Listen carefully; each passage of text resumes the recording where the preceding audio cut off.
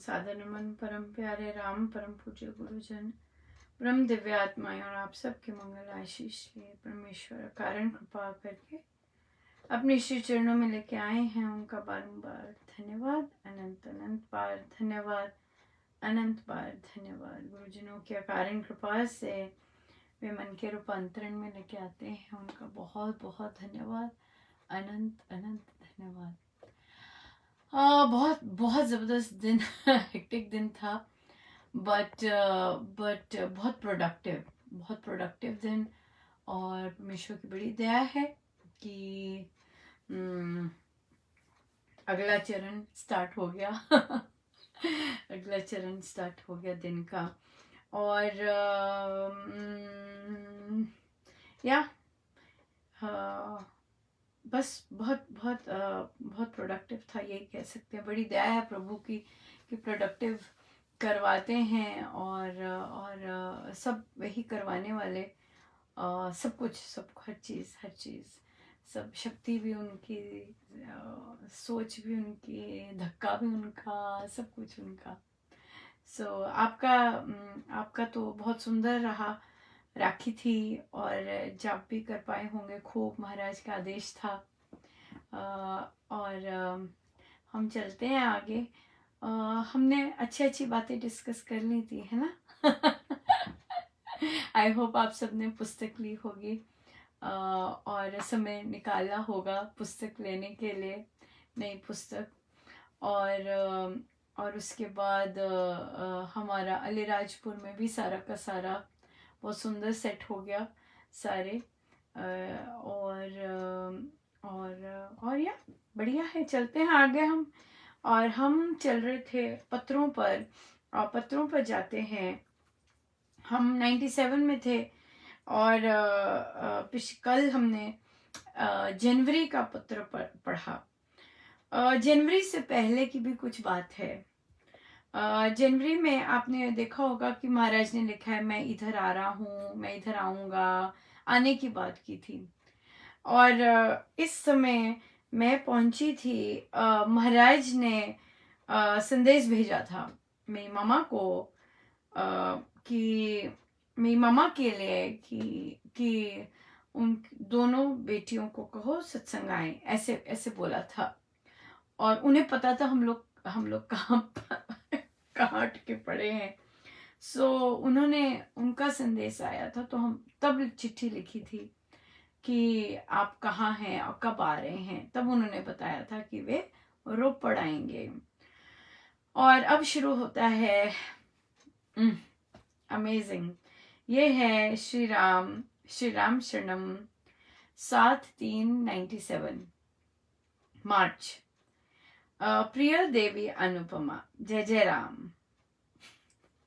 28 फरवरी को तो आपका जन्म दिवस था, हार्दिक बधाई। रोपड़ में आपको देखकर बहुत ही अच्छा लगा। ये बहुत लाइफ चेंजिंग सत्संग था। और इस सत्संग पे इवन तो मैंने अपनी मामा के कारण, उन्होंने कहा कि पूछो महाराज कहाँ रहे, महाराज ने बोला आप आया करो। और तो मैंने लिखा भी था पत्र, पर मेरे मन में जो चल रहा था उस समय, मुझे भगवान श्री कृष्ण से बहुत प्यार था। और राम नाम भी मैं लेती नहीं थी, पर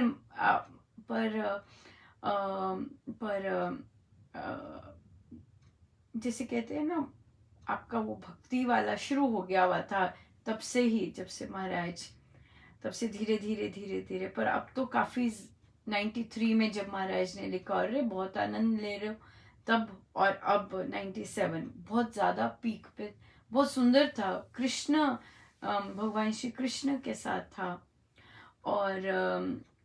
और मुझे लगता है कि मैं तब जाप भी जय गुरुदेव ही करती थी कोई नाम जाप नहीं करती थी। और इस दौरान रमन महर्षि और ऐसे ग्रंथ, ऐसे खूब इस तरह, पर इधर उधर जा रही थी, इधर कुछ ऐसे था, पर शुरू हो चुका था। तभी महाराज ने कहा कि मेरी मामा के लिए कहा कि उनको कहो बेटियों को लाएं। और तो सत्संग जाने से पहले मेरा कोई मूड नहीं था सत्संग जाने को। मैं प्रभु से कह रही थी, ये मुझे अभी भी याद है बहुत क्लियरली। सारा सीन याद है। और मैं प्रभु से कह रही थी, आप तो हो, तो मुझे जाने की क्या जरूरत है सत्संग, आप तो हो। तो इस तरह इस तरह था। और फिर क्योंकि मेरी मामा को तो वो मुझे सत्संग तो बाहर पंडाल में था, पर मुझे वो लेके गए अंदर और महाराज के पास दर्शन करवाने। और मैं महाराज को अब जब उनके दर्शन कर रही हूँ, 90 के बाद दर्शन हो रहे हैं उनके, 7 साल बाद। और मैं जाती, मेरी मामा महाराज आते हैं रोपड़ में, जिनके घर था सत्संग, वहाँ अंदर कई लोग बैठे थे, तो हमारी भी बारी आई, तो मेरी मामा लेके गई महाराज। मेरी मामा, ये भी बहुत सीन बहुत सुंदर है। और मेरी मामा कहती हैं महाराज को, महाराज ये अनुपमा, और महाराज देखते जाएं। तो मेरी मामा ने दूसरी बार कहा, महाराज ये अनुपमा। महाराज कहते, मैं जानता हूँ। और फिर महाराज बोले, बहुत कमजोर हो गई है। 90 से लेके 97 तक बहुत चेंजेस आए, बहुत पर्सनालिटी में भी बहुत चेंजेस आए थे, और बाकी चीज़ें बहुत सारी चेंजेस आए थे। तो महाराज ने कहा कि बहुत कमज़ोर हो गई है। बस यही बोले, ये 2 शब्द बोले, और फिर हम प्रणाम करके चले गए। और वो सत्संग, ओ माय गुडनेस, हाँ, महाराज ने बोला आगे बैठिएगा, और आगे बैठने को कहा था। तो मुझे आराम से फ्रंट रो में बिल्कुल आगे फर्स्ट रो में ही मुझे बिठा दिया गया। और बहुत गजब का सत्संग था, बहुत ही गजब का सत्संग। एक क्षण नहीं था कि मैं चुप हुई होंगी, और मैं रोती गई, रोती गई, रोती गई, रोती गई। और महाराज ने अब लिखा कि आपको देखकर बहुत ही अच्छा लगा। तो ये उसका रिस्पॉन्स है, उनका उस सत्संग का आया। अब हमारे लिए एक अच्छे साधक, ईमानदार साधक को निरंतर सत्संगति एवं सतत साधना की आवश्यकता होती है। आपको याद होगा मैंने कि जाने से पहले मुझे कोई इंटरेस्ट नहीं था जाने को। और तो देखिए क्या लिखा है, एक अच्छे साधक, ईमानदार साधक को निरंतर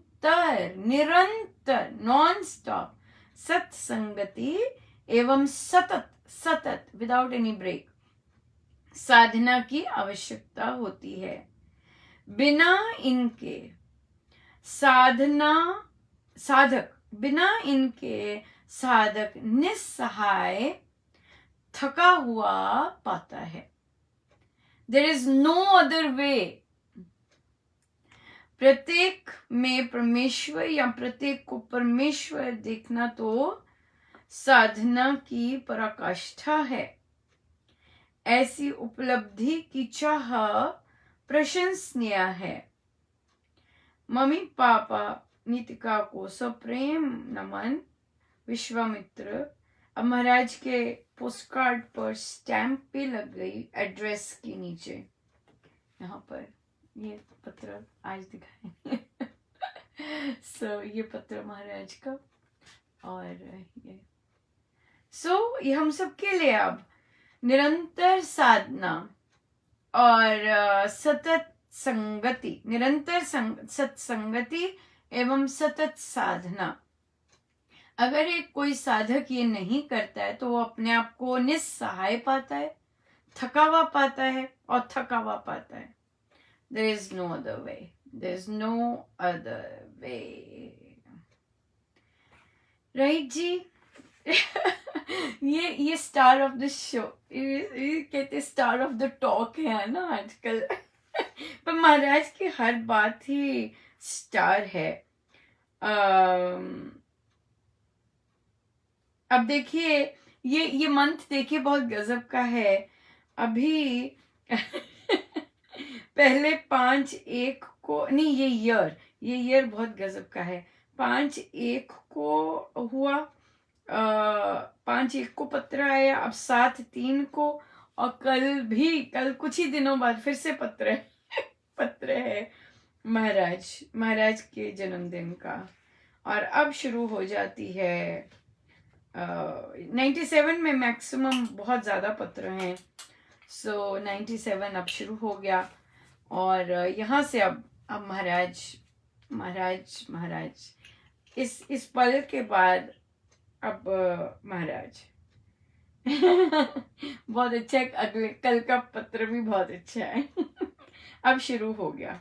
महाराज ना जाने कितने देर से ये कर रहे होंगे, क्योंकि संत महाराज ने कहा है कि एक संत बहुत बहुत मेहनत करते हैं कि एक साधक को उनसे प्रेम हो जाए, और साधक को और लगता ही नहीं। और सबसे इंटरेस्टिंग बात यह है कि साधक को यही लगता है कि मैं प्यार कर रहा हूँ महाराज से, और पर असली में गुरु ही कर रहे होते हैं। टोटल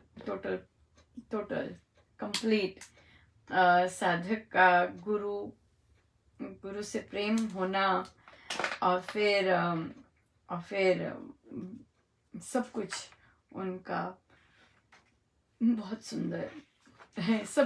सब गुरु करते हैं, कोई ऐसा नहीं है, कुछ ऐसा नहीं है जो साधक करता है, सब गुरु करते हैं, टोटली सब गुरु। और पहले से भी किया होगा, पर इस मोमेंट के बाद से, इस पत्र के बाद से, और वो सत्संग के बाद से सब कुछ ही महाराज ने लिया और सब कुछ ही करते गए। बहुत बहुत दया है उनकी। बहुत दया है। हर पत्र में उनको मैं जब लिखती तो यही लिखती, या तो उनके प्रति भावनाएं वो लिखती, या फिर अपने दुर्गुण दोष, यही चलता उनके साथ। सो गुरुजनों का बहुत बहुत धन्यवाद। आइए हम चलें आगे।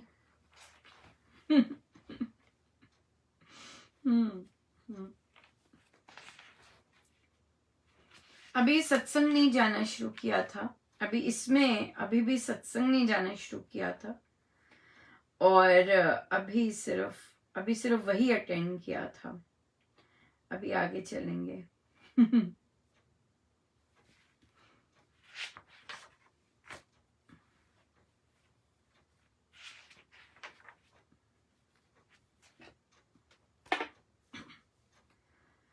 मुझ पे इतनी कृपा मेरे गुरुवर रहे, राम का नाम होठों पे आता रहे। मुझ पे इतनी कृपा मेरे गुरुवर रहे, राम का नाम होठों पे आता रहे। भोर से सांझ तक राम का ध्यान हो, हर तरफ राम है बस यही ज्ञान हो। राम को ही ये हृदय बुलाता रहे, राम का नाम होठों पे आता रहे।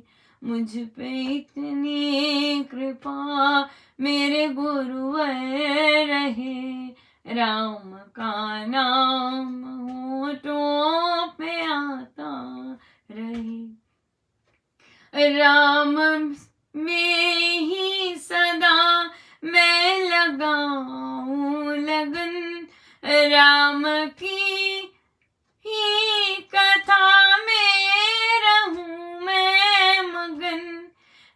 राम चरणों से मेरा नाता रहे, राम का नाम होठों पे आता रहे, मुझ पे इतनी कृपा मेरे गुरुवर रहे, राम का नाम होठों पे आता रहे। राम को ही ये रस ना पुकारा करे, राम को ही ये नैना निहारा करे, राम के ही गीत कंठ गाता रहे, राम का नाम होठों पे आता रहे, मुझ पे इतनी कृपा मेरे गुरुवर रहे, राम का नाम होठों पे आता रहे, राम का नाम नस नस में बहे, राम का नाम रोम रोम में खिले, राम का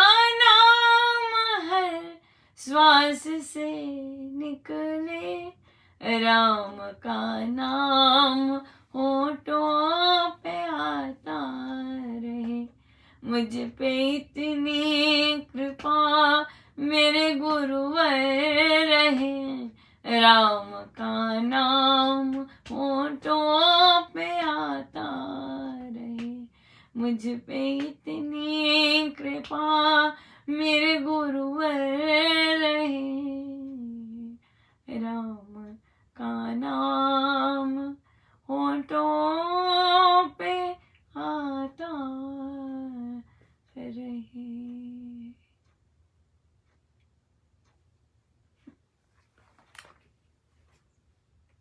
पता नहीं क्यों महाराज ये सब पढ़वा रहे, कुछ पता नहीं क्या कारण होगा ये सब करवा रहे हैं, पता नहीं, बिल्कुल पता नहीं।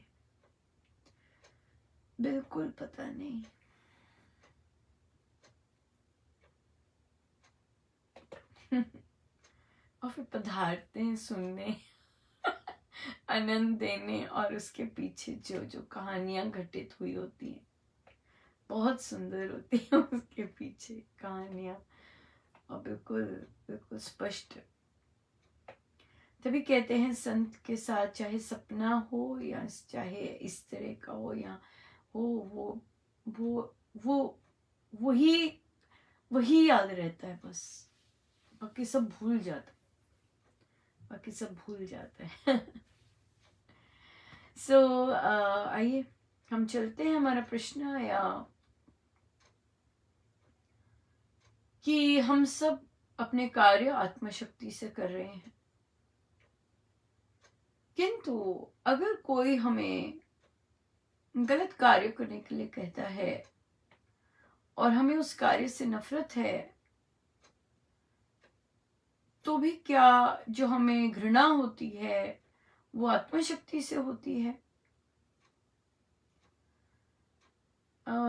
तो जैसे मुझे समझ आया, या तो कि आत्मा के आसपास कुछ घृणा वाला नहीं, आत्मा को जानने के लिए इस तरह के नहीं होते।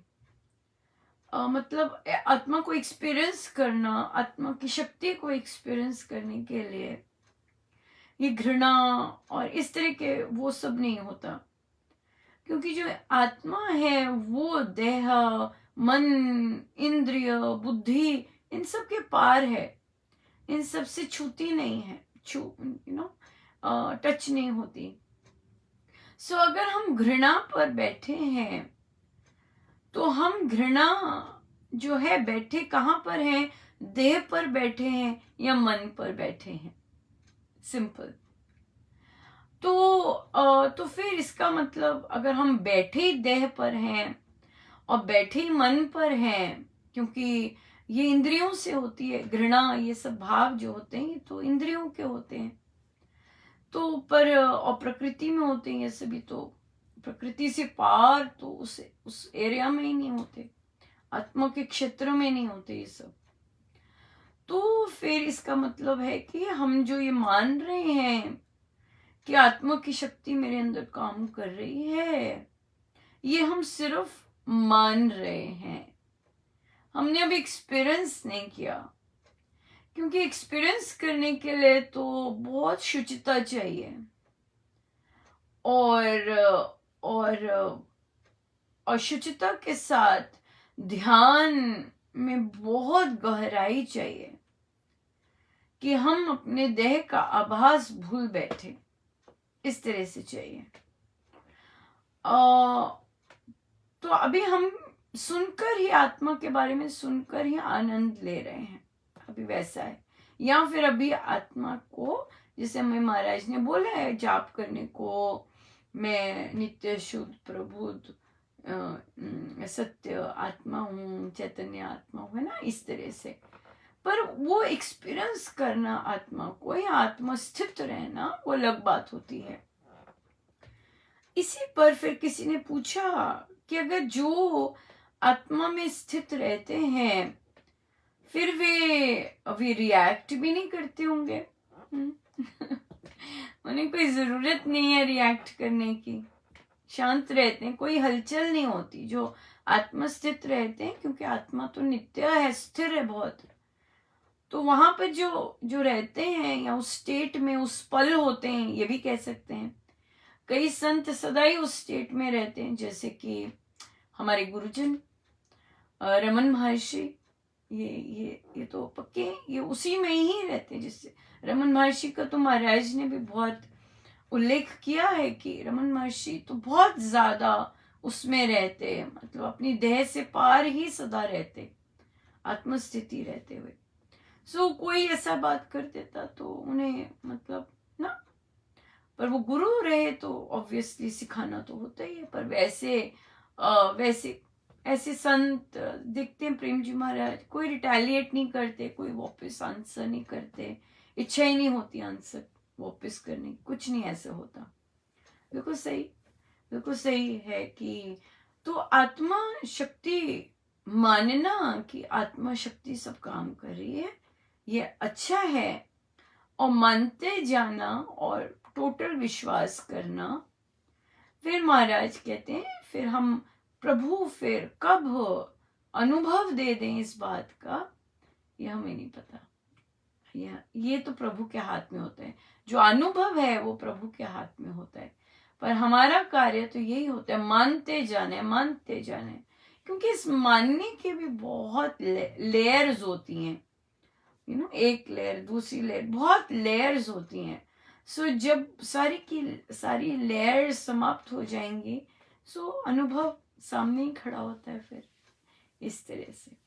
सो इसलिए आत्मशक्ति ही कार्य कर रही है। यस, सब कार्य आत्मशक्ति से ही हो रहे हैं, पूर्ण रूप से।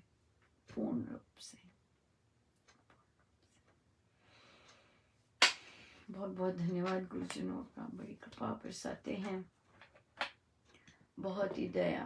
कल आप लोगों का फ्राइडे हो गया, फ्राइडे हो गया। चलिए हम चलते हैं रामायण जी पर। पेज है 222।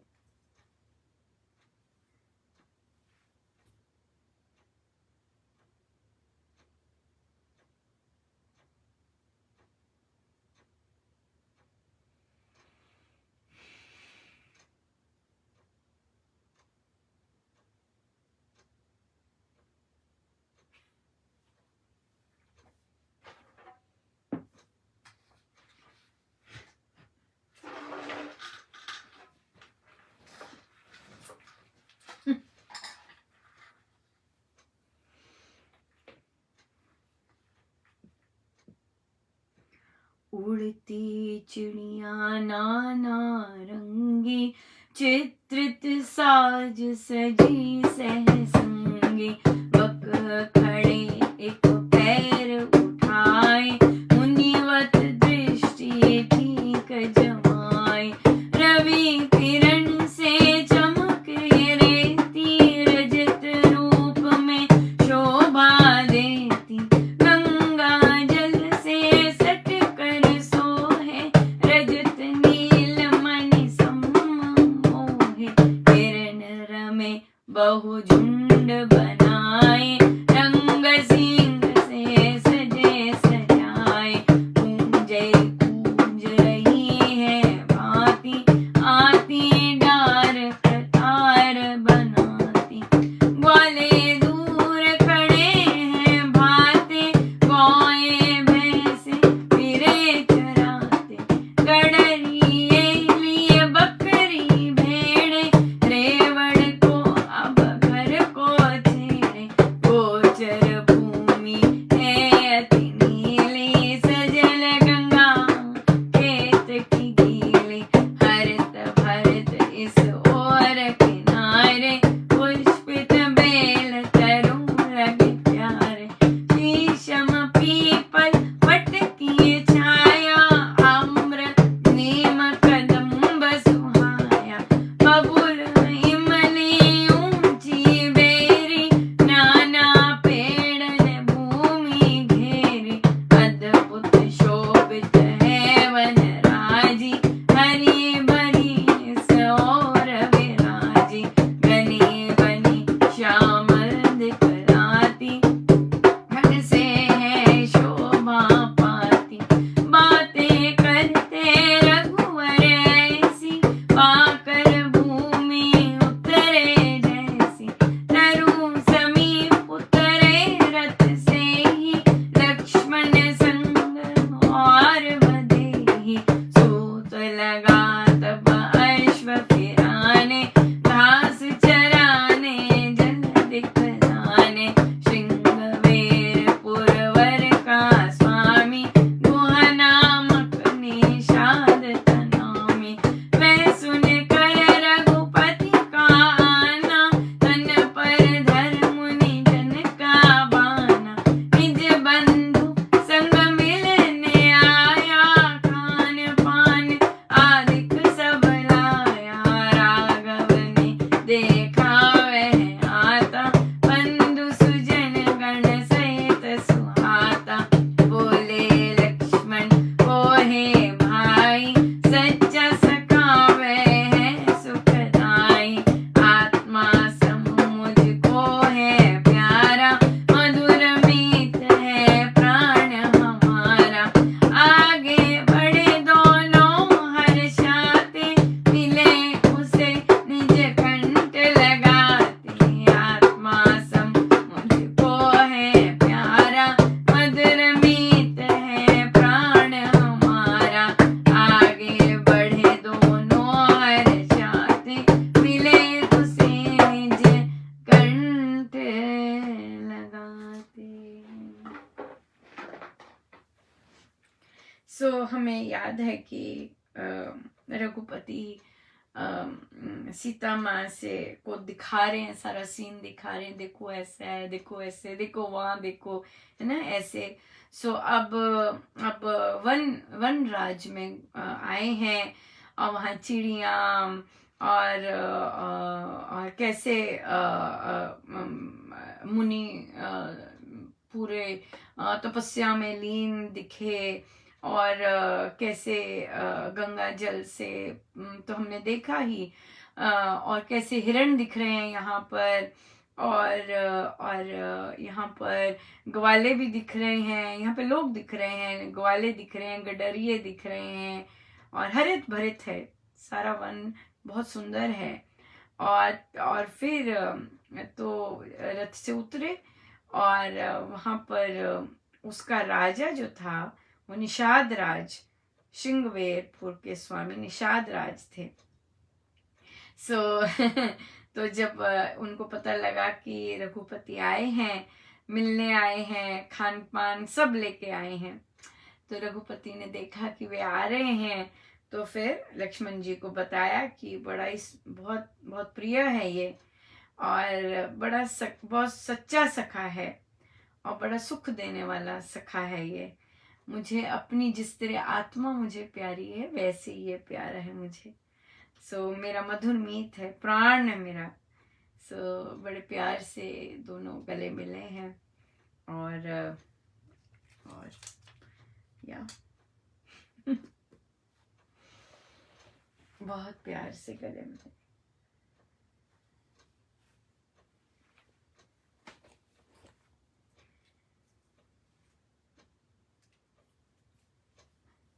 आइए हम सीधे होके बैठे अपने प्रभु अपने गुरुजनों के श्री चरणों में बारंबार नमन।